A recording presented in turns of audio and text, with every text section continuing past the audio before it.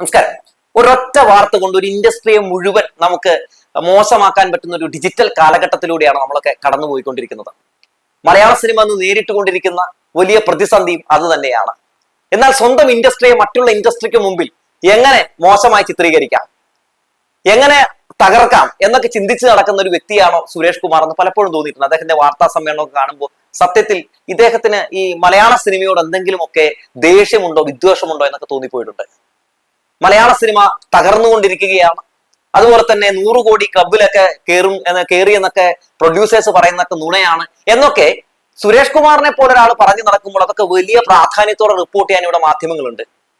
മറ്റുള്ള ഇൻഡസ്ട്രികൾക്ക് മുമ്പിൽ മലയാള സിനിമ ഇപ്പോൾ തലയുയർത്തി നിൽക്കുന്ന ഒരു രീതിയിലാണ് നിലവിലുള്ളത്.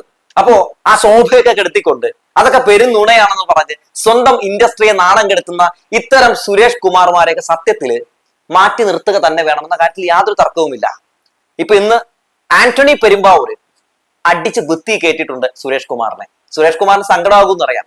ഈ സുരേഷ് കുമാർ എന്ന് പറയുന്ന ഈ സംഘമിത്രത്തിനെ ഉണ്ണി മുകുന്ദനും എടുത്തുടുത്തിട്ടുണ്ട്. അതായത് ആന്റണി പെരുമ്പാവൂര് ഇന്ന് ഇട്ടിരിക്കുന്ന ഫേസ്ബുക്ക് പോസ്റ്റ് ഉണ്ണി മുകുന്ദൻ അടക്കമുള്ള എല്ലാവരും ഇന്ന് ഷെയർ ചെയ്തിട്ടുണ്ട്. അതായത് എല്ലാവരും ഒരേ സ്വരത്തിൽ പറയുന്നു, സുരേഷ് കുമാർ എന്ന് പറയുന്ന ഇങ്ങേര് മലയാള സിനിമയുടെ ശാപമാണ് എന്ന് അവരൊക്കെ പറയാതെ പറയുന്നുണ്ട്. എന്തായാലും ആന്റണി പെരുമ്പാവൂര് ഫേസ്ബുക്കിൽ കുറിച്ച കുറിപ്പ് ഞാനൊന്ന് വായിക്കാം.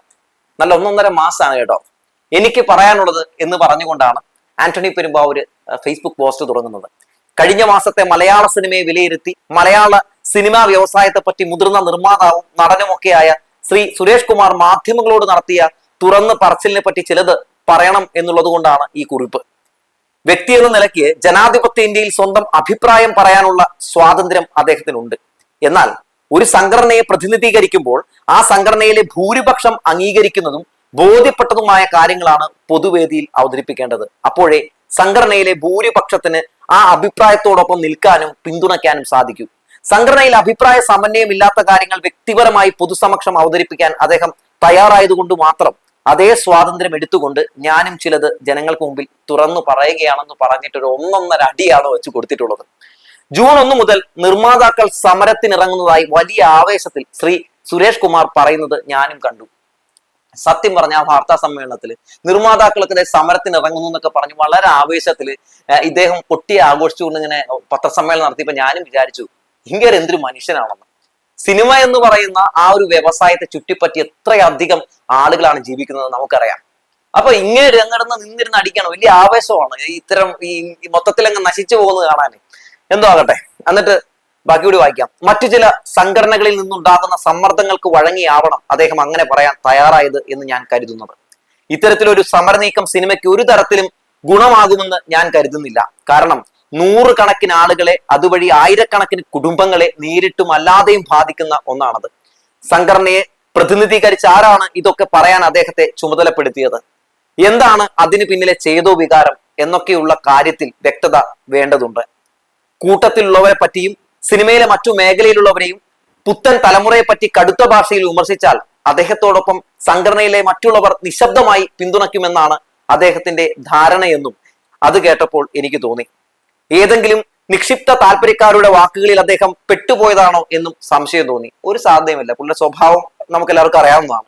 100 കോടി ക്ലബിൽ കയറിയ മലയാള സിനിമകളെ പരിഹസിച്ചും വെല്ലുവിളിച്ചും അദ്ദേഹം സംസാരിച്ചതും കേട്ടു. സിനിമ 50 കോടി, 100 കോടി, 200 കോടി, 500 കോടി ക്ലബ്ബുകളിൽ കയറുക എന്നത് ഇന്ത്യയിൽ എവിടെയുമുള്ള ഫിലിം ഇൻഡസ്ട്രികളിൽ നിലവിലെ രീതി അനുസരിച്ച് എന്റെ അറിവിൽ മൊത്തം കളക്ഷനെ അഥവാ ഗ്രോസ് കളക്ഷനെ അടിസ്ഥാനമാക്കി തന്നെയാണ്. തിയേറ്ററിൽ നിന്ന് മൊത്തം വരുന്ന കളക്ഷനും ആ സിനിമയ്ക്ക് വിവിധ രീതിയിൽ വന്നു ചേരുന്ന മറ്റു വരുമാനങ്ങളും കൂടി ചേരുന്നതാണത്. നിർമ്മാതാവിനുള്ള അറ്റാദായത്തെ വച്ചിട്ടല്ല അങ്ങനെയുള്ള വിലയിരുത്തലും വിശേഷണങ്ങളും. അത് ബോളിവുഡിലും തമിഴിലും തെലുങ്കിലുമെല്ലാം അങ്ങനെ തന്നെയാണ് താനും. അതിനെ നിർമ്മാതാവിന് മാത്രം കിട്ടിയതായുള്ള അവകാശവാദമായി ചിത്രീകരിച്ച് വിമർശിക്കുന്നതിന്റെ പൊരുൾ ദുരൂഹമാണ്.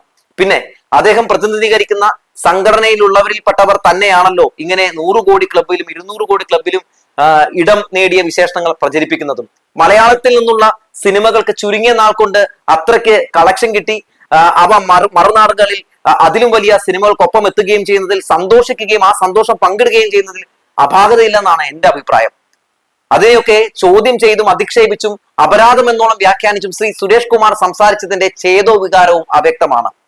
സംഘടനയുടെ പ്രസിഡന്റായിരിക്കെ ശ്ലാഘനീയമായ ഒട്ടേറെ പ്രവർത്തനങ്ങൾക്ക് നേതൃത്വം നൽകിയ കഴിവുറ്റ ഒരാളാണ് ശ്രീ സുരേഷ് കുമാർ എന്നതിൽ ആർക്കും തർക്കമില്ല. ഒന്ന് നന്നായി വിട്ടതാണെന്ന് തോന്നുന്നുണ്ട്. എന്നാൽ സുഹൃത്തും നിർമ്മാതാവുമായ ശ്രീ ആന്റോ ജോസഫ് പ്രസിഡന്റ് ആയിരിക്കെ ശ്രീ സുരേഷ് കുമാർ ഇങ്ങനെ സഹജീവികൾക്കെതിരെയും സ്വന്തം വ്യവസായങ്ങൾക്കെതിരെയുമുള്ള ആരോപണങ്ങളുമായി മുന്നോട്ട് വന്നത് എന്തുകൊണ്ട് എങ്ങനെയെന്ന് മനസ്സിലാകുന്നില്ല. അവരൊന്നും ഇതേപ്പറ്റി യാതൊന്നും പറഞ്ഞതായി കേട്ടിട്ടില്ല. ശ്രീ സുരേഷ് കുമാറിന്റേത് സംഘടനയുടെ ഭാഷ്യമാണെങ്കിൽ ശ്രീ ആന്റോ ജോസഫിനെ പോലുള്ളവരും അദ്ദേഹത്തെ പിന്തുണച്ച് രംഗത്ത് വരേണ്ടതായിരുന്നില്ലേ എന്നാരെങ്കിലും സംശയിച്ചു പോയാൽ തെറ്റില്ല. സംഘടനയിലെ ആഭ്യന്തര കാര്യങ്ങളെ പറ്റി പറയാൻ ഞാനാണല്ല. പക്ഷേ ശ്രീ ആന്റോയെ പോലുള്ളവരുടെ മൗനത്തിൽ നിന്ന് ഞാൻ മനസ്സിലാക്കുന്നത് അവർക്കും ശ്രീ സുരേഷ് കുമാർ പറഞ്ഞ കാര്യങ്ങളോടും രീതിയോടും അഭിപ്രായ വ്യത്യാസം ഉണ്ടായിരിക്കുമെന്നാണ്. ഇതൊക്കെ സംഘടനയുടെ തീരുമാനമാണെങ്കിൽ പ്രൊഡ്യൂസേഴ്സ് അസോസിയേഷനിലെ ദീർഘകാല അംഗമായ ഞാൻ അടക്കമുള്ളവർ അത്തരം നിർണായകമായ തീരുമാനങ്ങളെ പറ്റി അറിയേണ്ടതാണ്. കാലാകാലങ്ങളിൽ പിന്തുടരുന്ന സംഘടനാതല കീഴ്വഴക്കമാണത്.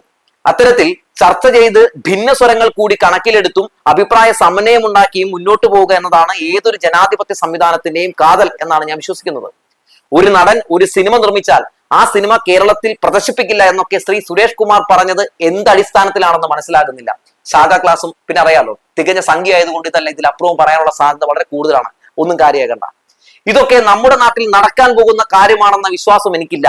കാരണം ഓരോരുത്തർക്കും അവരവരുടെ ഇഷ്ടത്തിനും വിശ്വാസത്തിനും അനുസരിച്ച് നിയമവിധേയമായി ജീവിക്കാൻ സ്വാതന്ത്ര്യമുള്ള ഒരു രാജ്യമാണിത്. ഇവിടെ സിനിമ പോലൊരു വ്യവസായം ഇങ്ങനെ അദ്ദേഹത്തിന് ഇഷ്ടമുള്ള രീതിയിൽ പ്രവർത്തിക്കണമെന്ന മട്ടിലൊക്കെ പറഞ്ഞാൽ ആരാണ് പിന്തുണയ്ക്കുക? അതൊന്നും ഓർക്കാതെ അദ്ദേഹം ഇவ்விധം ആരോപണം ഉയർത്താൻ തയ്യാറായത് എന്തുകൊണ്ട് എന്നാണ് അറിയാത്തത്. ഞാനൊക്കെ ഏറെ ആദരിക്കുന്ന, ബഹുമാനിക്കുന്ന, ഇഷ്ടപ്പെടുന്ന നിർമ്മാതാവാണ് ശ്രീ സുരേഷ് കുമാർ. അദ്ദേഹത്തെ പോലൊരാൾ ഇത്തരത്തിൽ ബാലിശമായി പെരുമാറുമ്പോൾ അദ്ദേഹത്തിന് എന്തു പറ്റി എന്നാണ് മനസ്സിലാക്കാനാവാത്തത്. ഭാവിയിലെങ്കിലും ഇത്തരം അനാവശ്യമായ ആരോപണങ്ങളുമായി മുന്നോട്ട് വരുമ്പോൾ അദ്ദേഹം ഒരു വട്ടം കൂടി ഒന്ന് ആലോചിക്കണമെന്ന് മാത്രമാണ് എനിക്ക് അപേക്ഷിക്കാനുള്ളത്. ഇത്രയും സംഘടനാപരമായിട്ടുള്ളത്. ഇനി വ്യക്തിപരമായ ചിലത് കൂടി. ആശീർവാദ് സിനിമാസിന്റെ എമ്പുരാൻ എന്ന സിനിമയുടെ ബഡ്ജറ്റിനെ പറ്റി പൊതുസമക്ഷം അദ്ദേഹം സംസാരിച്ചതിന്റെ ഔചിത്യബോധം എന്തെന്ന് എത്ര ആലോചിച്ചിട്ടും മനസ്സിലാവുന്നില്ല. പോസ്റ്റ് പ്രൊഡക്ഷൻ വർക്കുകൾ പൂർത്തിയാവാത്ത ഒരു സിനിമയുടെ ചെലവിനെ പറ്റി പൊതുവേദിയിൽ പരസ്യ ചർച്ചയ്ക്ക് വിധേയമാക്കിയത് എന്തിനാണ്? എന്റെ സിനിമയുടെ ബഡ്ജറ്റിനെ പറ്റിയോ കളക്ഷനെ പറ്റിയോ ഒരിക്കലും ഞാൻ പരസ്യമായി സംസാരിച്ചിട്ടില്ല. എന്റെ ബിസിനസ്സുകളെ കുറിച്ചും ആ നിലയ്ക്ക് എന്താവേശത്തിലും വികാരത്തിലുമാണ് അദ്ദേഹം ഇങ്ങനെ പബ്ലിക്കായി സംസാരിച്ചതെന്നും ഇതൊക്കെ അദ്ദേഹം വ്യവസായത്തെ നന്നാക്കാൻ പറഞ്ഞതാണോ നെഗറ്റീവായി പറഞ്ഞതാണോ എന്നും സത്യസന്ധമായി പറഞ്ഞാൽ തിരിച്ചറിയാൻ സാധിക്കുന്നില്ല. എമ്പുരാനെ പറ്റി പറയുകയാണെങ്കിൽ വൻ മുതൽ മുടക്കിൽ നിർമ്മിക്കപ്പെട്ട KGF പോലൊരു സിനിമ ദേശഭാഷാ അതിരുകൾക്കപ്പുറം മഹാവിജയം നേടിയതോടെ കന്നഡ ഭാഷാ സിനിമയ്ക്ക് തന്നെ അഖിലേന്ത്യാ തലത്തിൽ കൈവന്ന പ്രാമാണ്യത്തെ പറ്റി നമുക്കെല്ലാം അറിയാം. അത്തരത്തിലൊരു വിജയം ഇന്നേ വരെ ഒരു മലയാള ചിത്രത്തിനും സാധ്യമായിട്ടില്ല. അത്തരത്തിലൊരു ബഹുഭാഷാ വിജയം സ്വപ്നം കണ്ടുകൊണ്ടാണ് ആശീർവാദിന്റെ പരിശ്രമം എന്നതിൽ അഭിമാനിക്കുന്ന ആളാണ് ഞാൻ. അത് ലക്ഷ്യമിട്ട് കഴിഞ്ഞ 2 വർഷമായി അത്രമേൽ അർപ്പണബോധത്തോടെ പ്രവർത്തിക്കുകയാണ് അതിന്റെ സംവിധായകനടക്കമുള്ള പിന്നണി പ്രവർത്തകർ. ലാൽ സാറിനെ പോലൊരു മഹാനടനും ഇക്കാലം അത്രയും അതുമായി സഹകരിച്ചു പോരുന്നുണ്ട്. ലൈക്ക പോലൊരു വൻ നിർമ്മാണ സ്ഥാപനവുമായി സഹകരിച്ചാണ് ഞങ്ങൾ ഈ സ്വപ്നം മുന്നോട്ട് കൊണ്ടുപോകുന്നത്. പല കാര്യങ്ങളിലും വിട്ടുവീഴ്ച ചെയ്താണ് ആർട്ടിസ്റ്റുകളും സാങ്കേതിക വിദഗ്ധരും അടക്കമുള്ള ഒരു വലിയ സംഘം അതിന് പിന്നിൽ അഹോരാത്രം പണിയെടുക്കുന്നത്. നമ്മുടെ ഭാഷയിൽ നിന്ന് ബഹുഭാഷാ വിജയം കൈയാളുന്ന വൻ ക്യാൻവാസിലുള്ള ഒരു ചിത്രമാക്കി ഇതിനെ മാറ്റുക എന്ന ഒരൊറ്റ ലക്ഷ്യത്തിന് വേണ്ടി മാത്രമാണ് ഇതെല്ലാം ചെയ്യുന്നത്. അത്തരം ഒരു സംരംഭത്തെ പ്രൊഡ്യൂസേഴ്സ് അസോസിയേഷൻ അകമഴിഞ്ഞ് പിന്തുണയ്ക്കേണ്ടതിന് പകരം അതിന്റെ ഉദ്ദേശശുദ്ധി തിരിച്ചറിയാതെ പ്രവർത്തിക്കുന്നു എന്നത് വളരെ നിരാശയും സങ്കടവും നൽകുന്ന കാര്യമാണ്. അതിന്റെ ചെലവ് എത്രയെന്ന് അറിഞ്ഞുകൂടാത്ത ശ്രീ സുരേഷ് കുമാർ ഇത്ര ആധികാരികമായി അതേപറ്റിയൊക്കെ എങ്ങനെ പറയാനായി എന്ന് എത്ര ആലോചിച്ചിട്ടും എനിക്ക് മനസ്സിലാവുന്നില്ല. നിർമ്മാണ പൂർവ്വ പ്രവർത്തനങ്ങളുടെ അവസാന ഘട്ടത്തിലുള്ള ഒരു സിനിമയാണിതെന്ന് കൂടി ഓർക്കണം. ജനുവരിയിലെ കണക്ക് മാത്രം വെച്ചുകൊണ്ടാണ് ശ്രീ സുരേഷ് കുമാർ സ്വന്തം ഭാഷാ സിനിമകളെ പറ്റി രൂക്ഷമായ ഭാഷയിൽ അനഭിലഷണീയമായ ശൈലിയിൽ വിമർശിച്ചത്. എന്നാൽ കഴിഞ്ഞ വർഷം ലോക സാമ്പത്തിക മാധ്യമങ്ങൾ വരെ ആഘോഷിച്ചതാണ് മലയാള സിനിമ നേടിയ വിജയത്തിന്റെ കണക്കുകൾ. മികച്ച ഉള്ളടക്കത്തിന്റെ പേരിൽ അന്യഭാഷാ സിനിമാക്കാരും പ്രേക്ഷകരും വരെ നമ്മുടെ സിനിമയെ ഉറ്റുനോക്കുകയും നമ്മുടെ തിയേറ്ററുകളെല്ലാം പരീക്ഷാ കാലത്തും വ്രതകാലത്തും ഒക്കെ നിറഞ്ഞു കവിഞ്ഞതും കഴിഞ്ഞ വർഷം നാം നേരിട്ടറിഞ്ഞതാണ്. ഉയർച്ച താഴ്ചകളും വിജയ പരാജയങ്ങളും സിനിമയുണ്ടായ കാലം മുതൽ സംഭവിക്കുന്നതാണ്. പുതുവർഷം പിറന്ന് ഒരു മാസം ആവുന്നതിന് മുമ്പ് ആ മാസത്തെ വരവിനെ മാത്രം ഉയർത്തി കാണിച്ചുകൊണ്ട് സിനിമാ മേഖലയെ ഒട്ടാകെ വിമർശിക്കാൻ ഒരുമ്പെട്ടത് തീർച്ചയായും ആരോഗ്യകരമായ പക്വമായ ഒരിടപെടലായി എനിക്ക് അനുഭവപ്പെടുന്നില്ല. അതും അദ്ദേഹത്തെ പോലെ ലബ്ധപ്രതിഷ്ഠനായ ഒരു നിർമ്മാതാവിൽ നിന്ന്. സിനിമയിൽ എല്ലാവർക്കും വിജയിക്കാനായിട്ടില്ല, പലർക്കും അതിൽ നിന്ന് തിരിച്ചടി ഉണ്ടായിട്ടുണ്ട്. അതൊക്കെ പരമാർത്ഥമാണ്. അവ അവതരിപ്പിക്കപ്പെടേണ്ടതും അഭിസംബോധന ചെയ്യപ്പെടേണ്ടതും തന്നെയാണെന്നതിലും തർക്കമില്ല. പക്ഷേ അപ്പോഴും ആ വിഷയത്തിൽ അവതരിപ്പിക്കുന്നതിൽ കുറെ കൂടി പക്വവും നിഷ്പക്ഷവുമായ ഒരു ശൈലി സ്വീകരിക്കണമായിരുന്നു എന്ന് തന്നെയാണ് എന്റെ അഭിപ്രായം. ഇതെന്റെ മാത്രം അഭിപ്രായമാണ്. തിയേറ്ററുകൾ അടച്ചിടുകയും സിനിമകൾ നിർത്തിവെക്കുകയും ചെയ്യുമെന്ന് വ്യക്തികൾ തീരുമാനമെടുക്കുന്ന ഒരു രാജ്യത്തല്ല നമ്മളാരും സംഘടനാപരമായി നിലനിൽക്കുന്നത്. അത് സംഘടനയിൽ കൂട്ടായി ആലോചിച്ച് മാത്രം തീരുമാനിക്കേണ്ടതും പ്രഖ്യാപിക്കപ്പെടേണ്ടതുമായ കാര്യമാണ്. അതല്ല മറ്റേതെങ്കിലും സംഘടനയിൽ നിന്നോ വ്യക്തികളിൽ നിന്നോ ലഭിച്ച ആധികാരികമല്ലാത്ത വിവരങ്ങളുടെ അടിസ്ഥാനത്തിലാണ് അദ്ദേഹം ഇതൊക്കെ പറഞ്ഞതെങ്കിൽ സത്യം തിരിച്ചറിയാനും തിരുത്തി പറയാനുമുള്ള ആർജവവും ഉത്തരവാദിത്വവും പക്വതയും അദ്ദേഹത്തെ പോലൊരാൾ കാണിക്കേണ്ടതുണ്ട് എന്ന് മാത്രം പറയട്ടെ.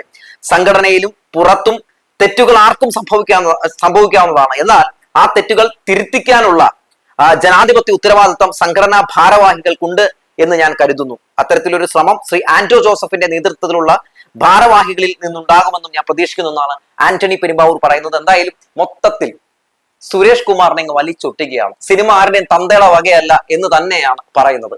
മാത്രമല്ല ഇങ്ങേര് ഒരു ലോക ചെറ്റയാണെന്ന് മറ്റൊരു രീതിയിൽ കൂടി പറഞ്ഞു വെച്ചിട്ടുണ്ട് നമ്മുടെ ആന്റണി പെരുമ്പാവൂർ എന്ന് തന്നെയാണ് ഈ പറയുന്ന കമന്റ് ബോക്സിൽ ഉടനീളം നമുക്ക് കാണാൻ സാധിക്കുന്നത്. എന്തായാലും മലയാള സിനിമയെയും മലയാള സിനിമ ഇൻഡസ്ട്രിയെയും ഒക്കെ മോശക്കാരായി അല്ലെങ്കിൽ മോശമായി ചിത്രീകരിക്കാൻ വേണ്ടി ഇറങ്ങിത്തിരിക്കുന്ന സുരേഷ് കുമാർമാരെയൊക്കെ ഒരു കയ്യകലം അങ്ങ് പാലിച്ച് നീക്കി നിർത്തുന്നത് എന്തുകൊണ്ടും നല്ലതായിരിക്കും. കഴിഞ്ഞ വർഷം ഭ്രമയുഗം പോലുള്ള സിനിമകളൊക്കെ വലിയ രീതിയിൽ അന്യഭാഷ ഇടങ്ങളിൽ പോലും ചർച്ച ചെയ്യപ്പെട്ട കാഴ്ച നമ്മൾ കണ്ടാണ്. ഇപ്പൊ ഈ കഴിഞ്ഞ കുറച്ച് ദിവസങ്ങൾക്ക് മുമ്പാണ് ജപ്പാനിൽ പോലും സിനിമ പഠിക്കുന്ന കുട്ടികൾക്ക് മുമ്പിൽ ഭ്രമയുഗം പഠിക്കാനായിട്ട് എടുത്തു വെച്ച ഒരു കാഴ്ചയൊക്കെ നമ്മൾ കണ്ടത്. മലയാള സിനിമ ഉള്ളടക്കങ്ങൾ കൊണ്ടും പ്രമേയം കൊണ്ടും അവതരണ ശൈലി കൊണ്ടും ഒക്കെ എല്ലാ ഇൻഡസ്ട്രികളും പിടിച്ചടക്കി രാജ്യത്ത് തന്നെ വലിയ രീതിയിൽ ചർച്ച ചെയ്യപ്പെടുന്ന ഒരു കാലഘട്ടത്തിൽ മലയാള സിനിമയൊക്കെ ഈ പറയുന്നത് പോലെ തകർന്നടിഞ്ഞുകൊണ്ടിരിക്കുകയാണെന്നൊക്കെ പറയുന്ന സുരേഷ് കുമാറിന്റെ തലയിൽ വല്ല നെല്ലിക്കാത്തളം വെക്കണം എന്ന് പറഞ്ഞു വെച്ചുകൊണ്ട് നിർത്തുകയാണ്.